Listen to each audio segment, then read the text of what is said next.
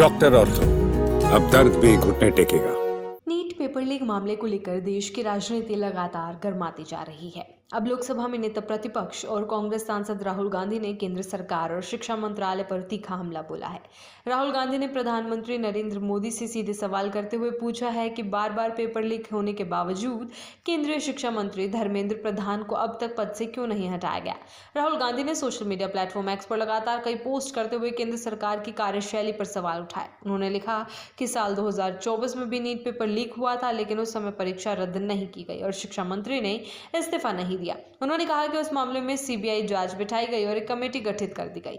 राहुल गांधी ने आरोप लगाया कि अब साल 2026 में फिर वही स्थिति दोहराई गई है। उन्होंने कहा कि इस बार पेपर लीक के बाद परीक्षा रद्द करनी पड़ी, लेकिन इसके बावजूद शिक्षा मंत्री ने इस्तीफा नहीं दिया। राहुल गांधी ने तंज कसते हुए कहा कि अब फिर सीबीआई जांच होगी और एक नई कमेटी बना दी जाएगी। कांग्रेस नेता ने प्रधानमंत्री मोदी से 3 सीधे सवाल पूछे। उन्होंने कहा कि देश जानना चाहता है कि आखिर बार बार पेपर लीक क्यों हो रहे हैं। राहुल गांधी ने पूछा कि परीक्षा पे चर्चा करने वाले प्रधानमंत्री इस गंभीर मुद्दे पर चुप क्यों हैं। उन्होंने ये भी सवाल उठाया कि बार बार असफल हो रहे शिक्षा मंत्री को अब तक क्यों नहीं हटाया गया।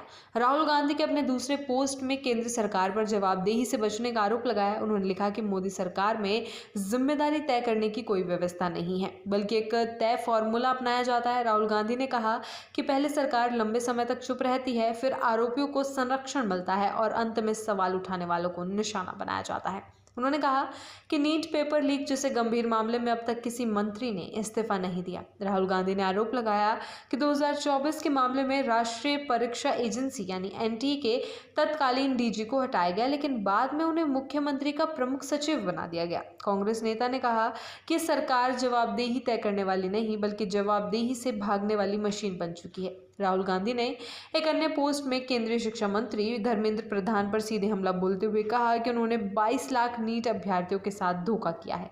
उन्होंने आरोप लगाया कि शिक्षा मंत्री ने संसद और संसदीय परंपराओं का भी अपमान किया है। राहुल गांधी ने कहा कि संसदीय समिति की रिपोर्ट को केवल इसलिए खारिज कर दिया गया क्योंकि उसमें विपक्षी सांसद शामिल थे। कांग्रेस सांसद ने कहा कि जो सरकार और मंत्री संसद की समिति पर भरोसा नहीं करते, उनसे नीट परीक्षा सुधार की उम्मीद कैसे की जा सकती है।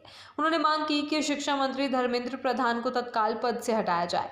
इधर नीट पेपर लीक मामले को लेकर छात्रों का गुस्सा भी लगातार बढ़ता दिखाई दे रहा है। शनिवार को राष्ट्रीय परीक्षा एजेंसी यानी एनटीए के कार्यालय के बाहर बड़ी संख्या में छात्रों ने प्रदर्शन किया। ये प्रदर्शन कांग्रेस की छात्र इकाई एनएसयूआई के नेतृत्व में आयोजित किया गया। प्रदर्शन में शामिल छात्रों ने आरोप लगाया कि भ्रष्टाचार और पेपर लीक ने लाखों छात्रों का भविष्य बर्बाद कर दिया है।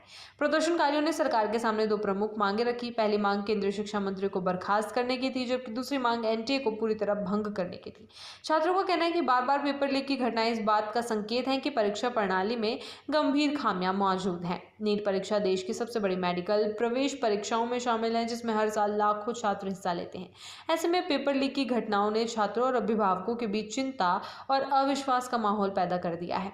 विपक्ष लगातार इस मुद्दे को सरकार की विफलता बता रहा है, जबकि सरकार की ओर से अब तक जांच और सुधार के आश्वासन दिए जा रहे हैं। डॉक्टर ऑर्थो, अब दर्द भी घुटने टेकेगा।